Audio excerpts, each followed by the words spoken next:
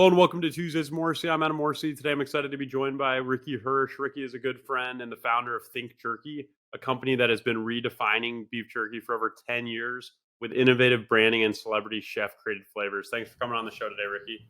Thanks, Adam. It's fun being here with you. Yeah, absolutely, man. I'm excited to spend some time. I got to ask, just how the heck does somebody get into beef jerky? I think it really comes down to I wanted to create a tangible product. So I had a couple businesses before. The first being I had a mortgage company in New York.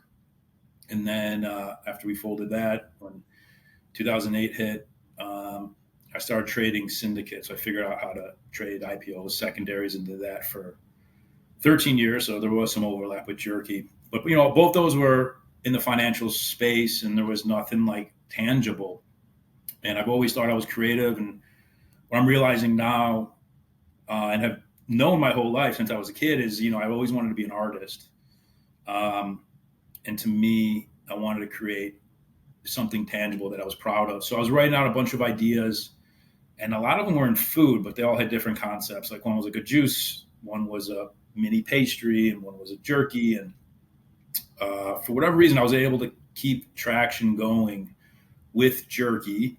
And I didn't have the full concept when I started it. I thought it was just going to be like Wagyu premium. But then I ended up combining with seeing a gap in more of a modern, gender neutral packaging, having this celebrity chef component.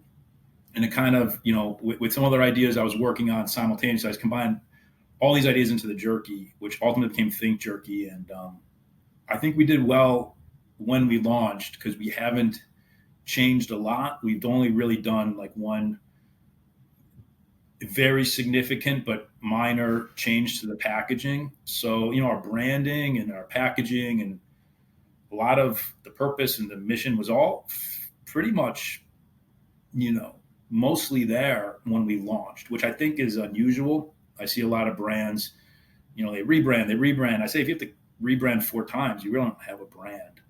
So we never really had to do that. But to answer your question, I wanted something where I could be creative. And to me, food and especially consumer goods has that because you have the packaging, you have the marketing, you have the product, you have the storytelling. I never wanted to be in the manufacturing space, so we always had co-packers. My father was in manufacturing. Like I don't want that.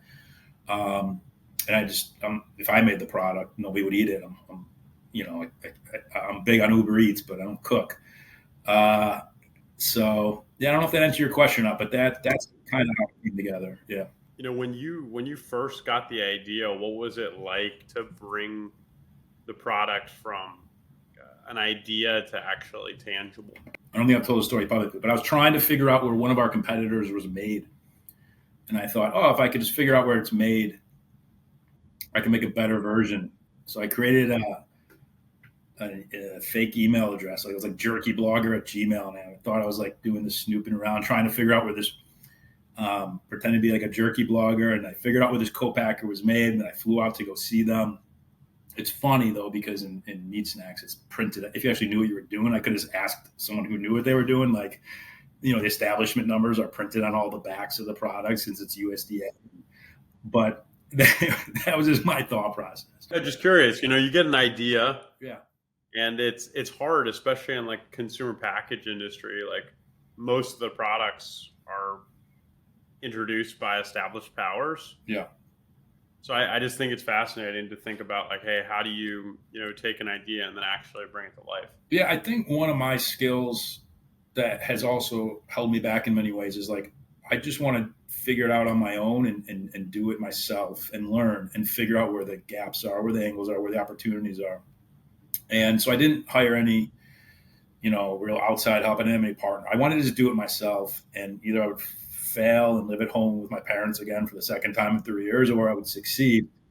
So, I went to this actual co-packer, and they said no to me right away. And then they referred me to 2 consultants, and one was a meat scientist at Fresno State University, and one was this other guy.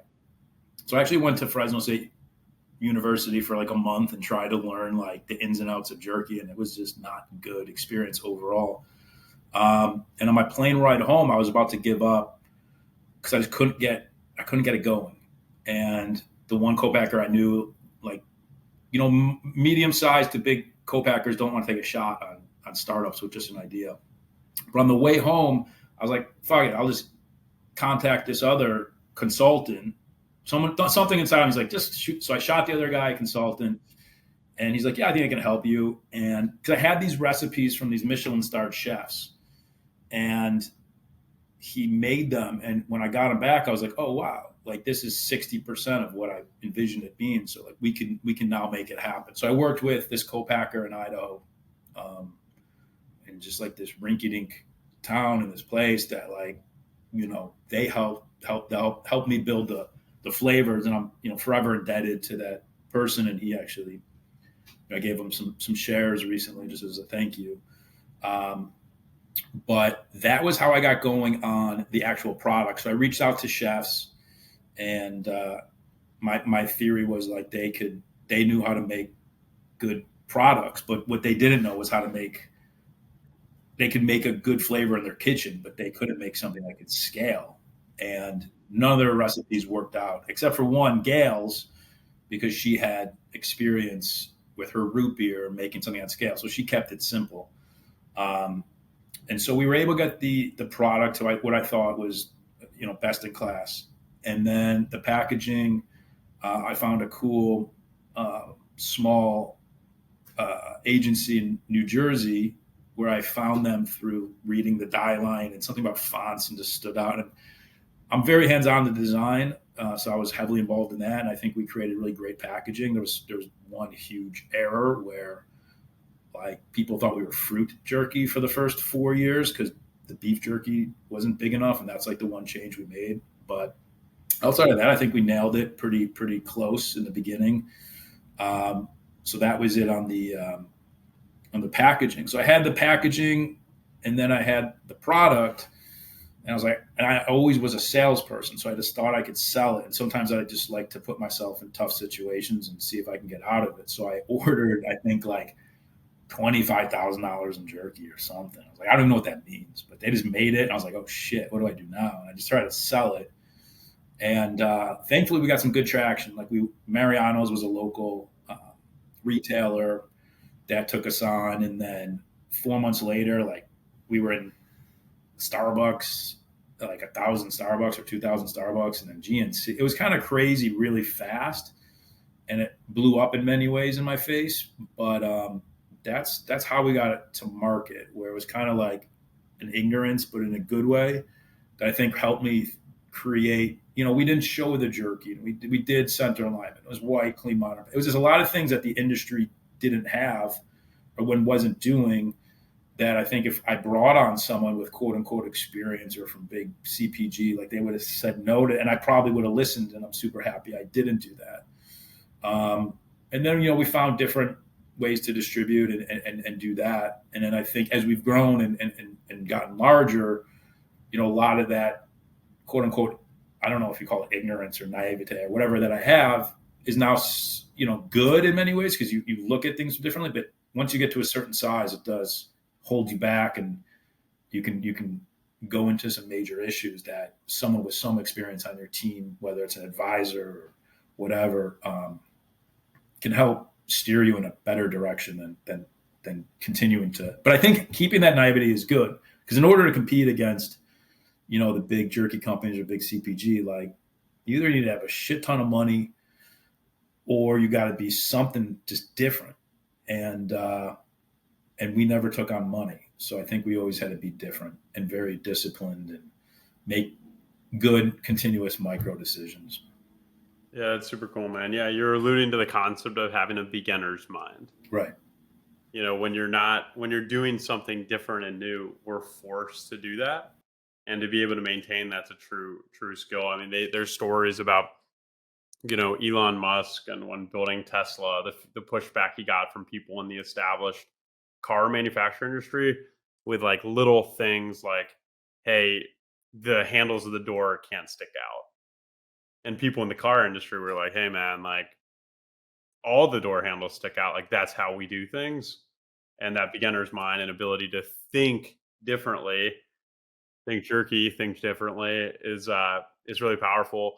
I mean, can you speak a little bit to, I mean, I heard a stat like 10 years ago. I lived in Cincinnati, Ohio, and a number of my friends worked at this company called Dunn Humby. So Dunn Humby was Yeah. the like a Advertising data or data. So yeah. they spun off a division, but they built the Kroger Plus card program, and so then they scaled that with a bunch of retailers. So like in 2013, they were like kind of this like tech kind of feeling company in Cincinnati, Ohio. It was super interesting. But a friend of mine told me that something like only 3% of consumer packaged goods are a success. And I think at that time they were talking about like success being like on the shelf in 2 years. Yeah. How did you put it together with like, going to market and then landing a deal with somebody like Starbucks to go into 1,000 stores in 4 months? Yeah. I mean, well, first of all, that makes sense. Like getting onto a shelf is really expensive. Like, people have no clue unless you're in the industry. You have so many Yeah. layers from distributors to brokers to merchandisers to all this stuff. And most of these brands are not profitable.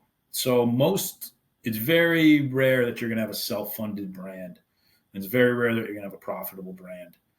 I think that ecosystem is changing and has, been changing for a few years.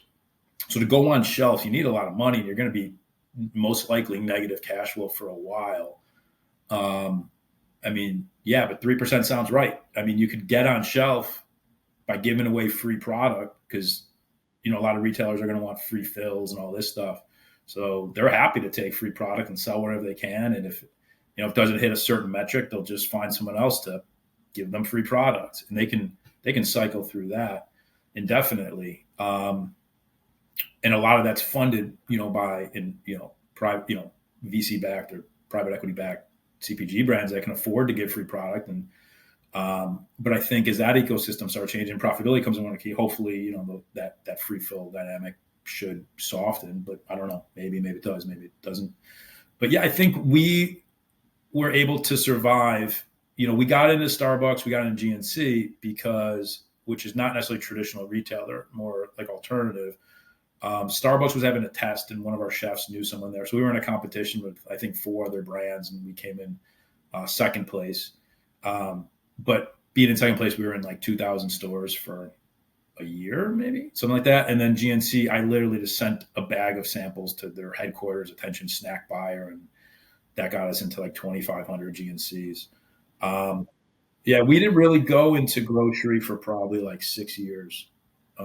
So because it's really expensive, you need to have your internal systems really dialed in to do it well.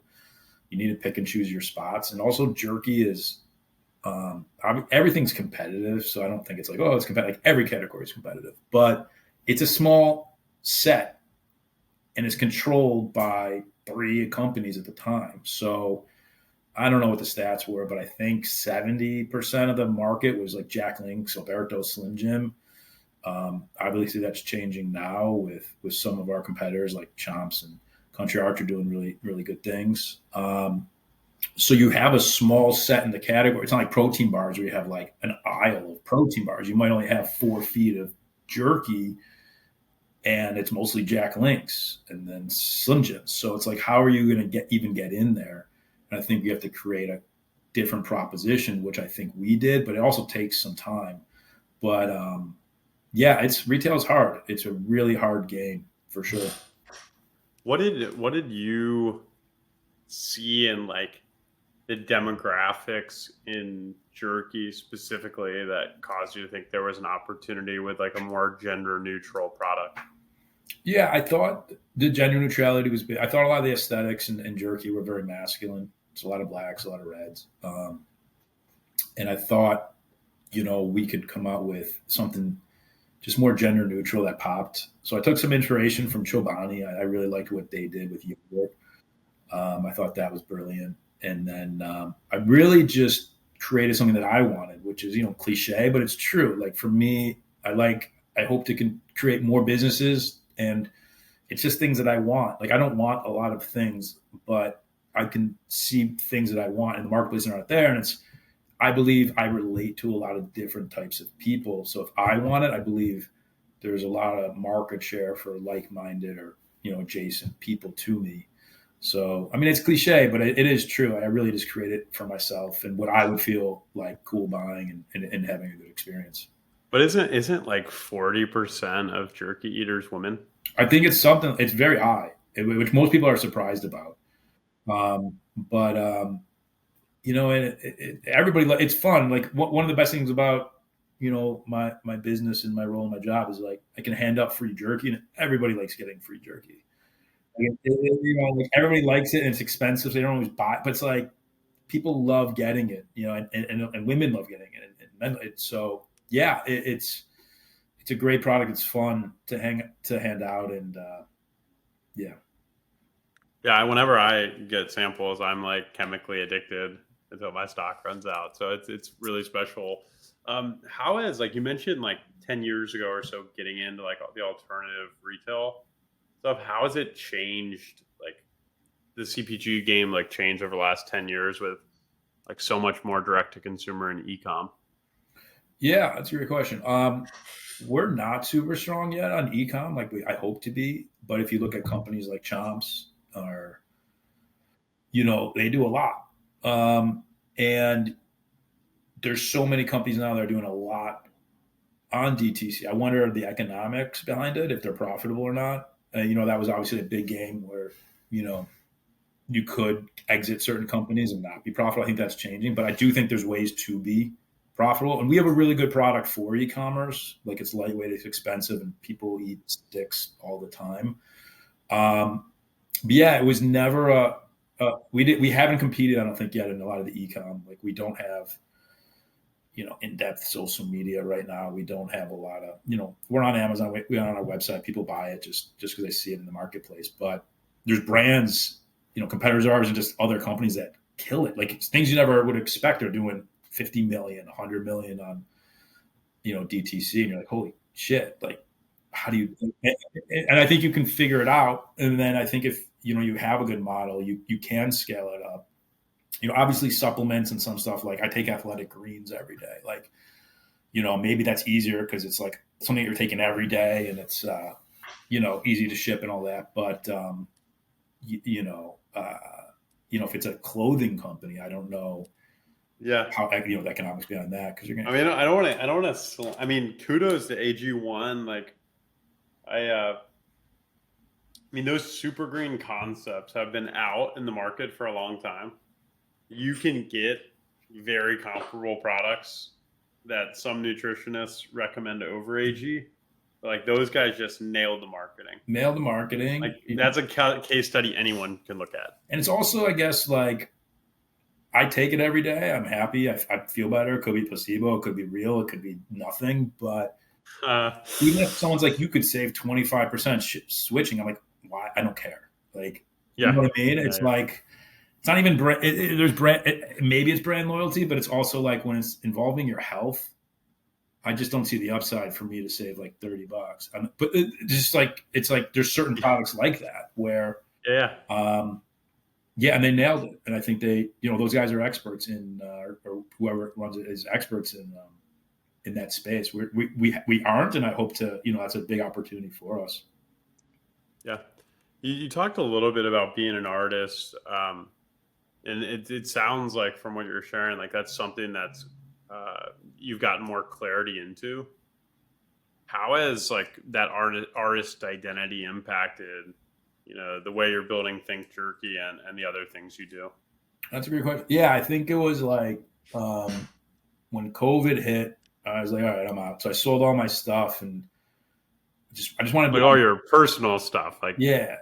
I wanted to get out of Chicago, but I just couldn't really figure out how. So when COVID hit, I just like forced myself. I just got on my lease and sold all my stuff, and it's like I'll figure it out. So I went home to live with my dad for a little bit, and I was cleaning out my childhood bedroom, and I found this thing from kindergarten. I don't know, it's kindergarten or whatever. It was like, what do I want to be when I grow up? And I saw it and I wrote an artist, and I was like, holy shit, like that seems like unusual. Like I was like, most people probably say like a firefighter or karate champ. I don't know.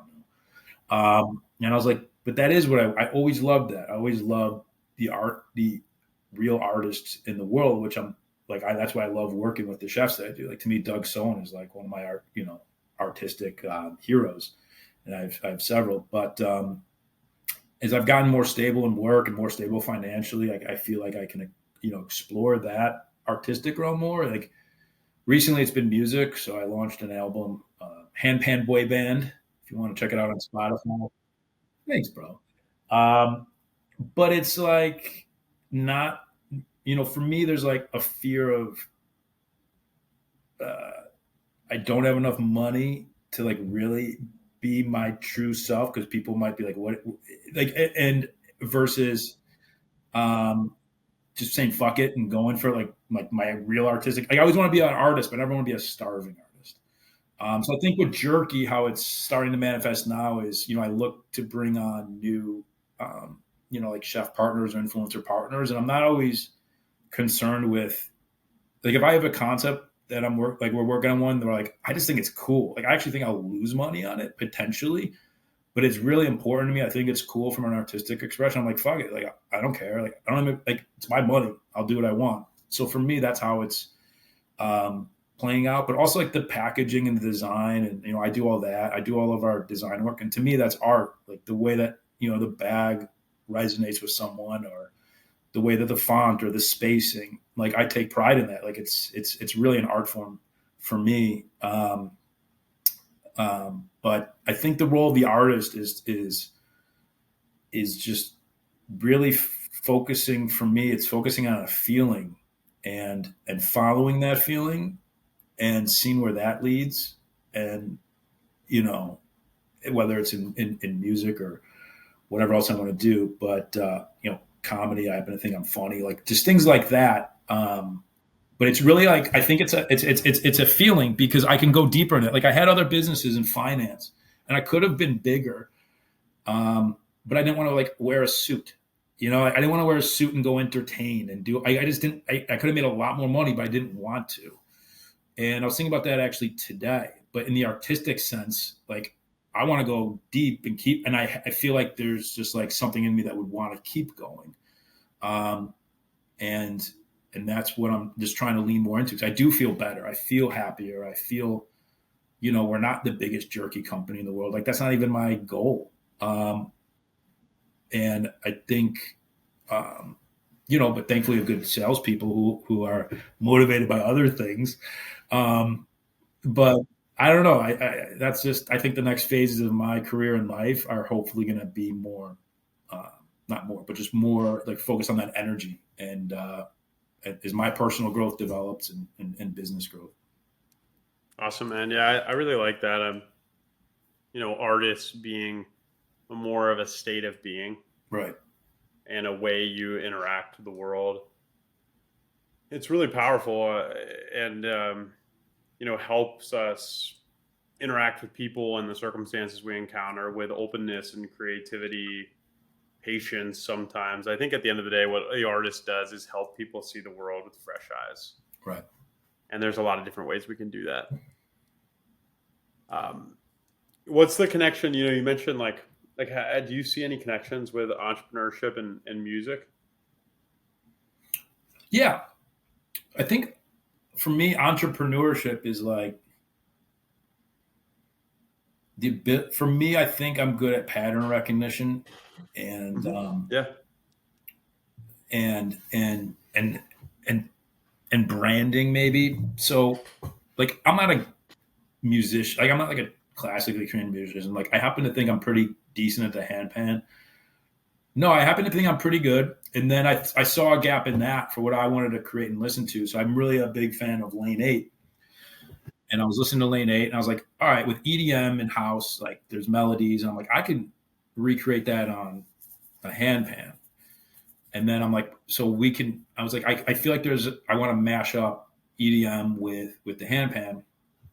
And then, even the name, like it's all like, I think it's funny when I say it, but like the way that I named it Handpan Boyband, which I do have a production partner where, but it's funny. I think it's funny name because like I don't think anybody's ever called themselves an actual Boyband before in the name. And the idea of like Handpan Boyband is funny. And technically it's just me, even though I have someone who helps me with, with the beats and everything. But I think it comes together and makes sense for me because like the pictures are, in a certain way. And, I think it will be a cohesive brand that can work, even though my goal is not to like make money with it. It's just my goals are to make good music and get out of my comfort zone and play live. But in terms of entrepreneurship, like I do see a gap, and then I see how we can brand it. And I think that that has a lot to do with the music industry, is from the marketing perspective, is having those X factors. Like, because I'm not the best musician in the world, not even close. And then also, like, part of it is like I found someone that initially was just working with me, and I was paying them to help record my music, and it evolved into what it is today. And I feel like part of my role as an entrepreneur is like bringing the best out of him. And I feel like when we work together in my house twice a week, and sometimes I just sit there, and like, this may sound kooky to some people or not, but like I do believe in energy and I believe in all that. I mean, like, I just feel like part of my role is like channeling good energy. And I think he's creating like phenomenal work. And I do think that's part of being an entrepreneur, is bringing out the best of other people. So, the best leaders and the best CEOs and all that, I feel like what they do is they get really good people around them, and they just make them excellent. And that, I think that's part of entrepreneurship as well. Yeah, man, that's super cool to hear. It's, I think seeing patterns and then having the patience to let, the opportunity emerge is, I think, something very difficult in both music or creative and entrepreneurship. And then I really like what you're saying around, surrounding yourself with good people and then helping them reach their full potential. Because at the end of the day, you can't do it all. Totally. So, I'm a big Rick Rubin fan. I got like my Rick. Oh yeah, man. Rick Rubin, like I got this guy found this guy in London who makes like wax figurines. Like, I want a Rick Rubin. But like you said, like, you pull a thread. You find a thread and you pull it and you see where it goes. And so like, typically I'll come up with a melody, and then we'll like just pull that thread and it will come out into a song. And you need patience for that, because the creative process is brutal. And for me, I strive for excellence, like for myself. And what that means to me is like, I want to make great music. So if I think it's great, I think that's a high enough bar. And to get there, we're doing more versions and revisions than he's probably used to, the Kaylee who I make it with. But I want it to be great. And as soon as it's great, like a chef would say, is like, as soon as the dish is good, it's done. But when it's good to them, like a 3-star Michelin chef, it's like some of the best food in the world. But their level of good is people's, and I think and the process is tough. Like I hate it every time, but I won't stop. Like, it's frustrating when you're like working and you're not, feel like you're not going anywhere. And it's same with music or business or anything. It's like, it's a difficult process. And, the people who persevere, it's just, you just keep going. And again, it's cliche, but it's true. So I find that with music, like every time, same thing with the cold plunge. Like, people say like they don't want to go in it every fucking day, but they do it. And I find that with music too now, which is super interesting. Where, but one thing is, where I'm consistent. So we meet twice a week, Tuesdays and Fridays, and I do not cancel. I don't cancel. I plan my weeks around it. I won't make plans typically after that. Just in case it runs late, even though they never really do. Like, I'm open to that. You want to keep rolling, let's roll. Like, but for me, like, Kay's like, wow, she said, like, I won't cancel every Tuesday and Friday, like very rare, unless I'm like traveling, like I will be there. One day I tore my hip, and then like I tweaked it and like I couldn't walk. I was like, bro, I'm upstairs, like doors open. Like, some people might have just canceled, but I was like, nah, like we're still working. Like, I was in pain, but, I think that's part of it too, like just the commitment, and then finding things. Like for me, like I only have a finite amount of energy, as everybody does, but mine is whatever that level is. Like, I'm committed to it, and then you say no to a lot of other things, and for me, it's a really big priority. So I focus on it, and then I'll go for walks. Like I'll listen to when we're in between versions of songs, I'm listening to it for hours, like the same song for 3 hours. And I love that process. And that's just, it's, figure out a rhythm that works for us. But I think consistency and dedication is, not quitting when you feel like you're running against tailwinds is for anything you do and I think the universe is testing you, and it's whether you're going to step up or not. Yeah, man. Yeah, I really like what you're alluding to of, I think about being a professional. Professional shows up to every day. I really like also what you're talking about of upholding a standard of excellence. One thing I've been really one thing that impresses me most is when a ton of stuff's going on and whoever you're working with is still upholding a high standard of excellence. Yeah. Even if it seems like Rome is burning, it's like they still have that same standard. So it sounds like that you have that, and then just the ability to sit with a problem for as long as it takes. Right. It's really powerful. Yeah. Yeah. 100%. I mean, then that's, yeah. I think it's just, and that's the key. I think that's for a lot of people. Like if you're pursuing, you're going to get tested, and you're going to continuously get tested. And then there's that continuous process. If you want to, make new products or make new music, whatever it is, like the creative process to make something good is always painful. It's always difficult. I mean, there's ups and downs, but it's like never just like very rarely is like the Beatles just make a song in 2 minutes. Like obviously they've done that, and a lot of great artists have. Yeah. It's like one of the greatest songs of all time. Typically it's work. And I think that's cool, like looking back, because then you get the confidence to like, fuck, we're here again, but like I know I can get through it. Yeah, there's I was reading an article about Billy Joel. No, Bob Dylan. And they asked Leonard Cohen, who's, for people that like songwriters, like one of the best. He's like, they asked him like, what's the difference between you and Bob Dylan? And it was something like, hey, it takes him 10 minutes to write a song, and it takes me a year. Right. I don't know the exact, but I remember this statistic. They were going over like classical composers, like Mozart, Bach, Beethoven, all of them. And I'm not exactly sure I'm accurate on this, but like pretty much all of them put out huge volumes of work, except for like one artist that only put out like 20 or 30, but they were all like bangers, like the most like classical songs that we still listen to today. But I forgot who that composer was, and I'm going to look it up because it's a great, but like everybody else put out like volumes of work. And then there was, hits or whatever you want to call it, legendary works from, so it's not, it's, you could release, but I just found that as interesting. So like most people, you need to put out a lot of work, but then like once in a while you get like that, just, it wasn't Mozart, it was someone else that every song they put out was like, and it was like a chart. It was like crazy that it was just an iconic song. Awesome. Yeah. Yeah, I'll have to look that up. If you find it, please send it to me. I'm definitely. It's always stood out to me. Well, appreciate all the time. I think this is all super cool stuff. What's the best way for people to find Think Jerky and to find Handpan Boyband? Is it hard not to smile when you say Handpan Boyband? It is actually. I guess thinkjerky.com. So that's thinkjerky.com.